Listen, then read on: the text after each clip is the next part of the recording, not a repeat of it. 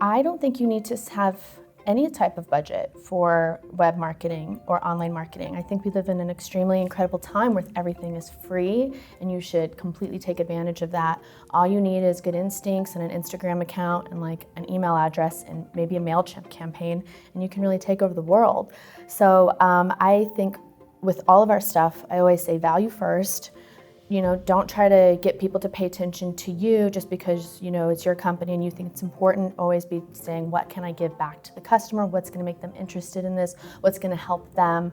And I think that is how we run all of our social media. That's how we run our newsletters. Instead of just saying, oh, we're Daydreamer and this is what we're doing, we say, okay, these are things that are happening in the community. These are opportunities. Oh, and by the way, this is what we're doing.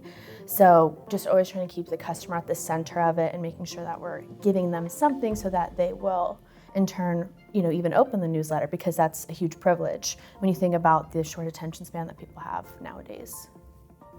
Yeah, and I think also like existing in the areas that you're trying to get the community to watch you. So like being on Instagram and knowing how people use the platforms that you want to get on. So understanding that Twitter, Facebook, and Instagram and LinkedIn are all going to have a different narrative and a different voice. And knowing that as a user yourself is important, as well as like email marketing, as Mary mentioned, like with the short attention span, you want people to want to open those things up. And so whenever we meet people at an event that we're at, we constantly tell people like, we only send one email a month.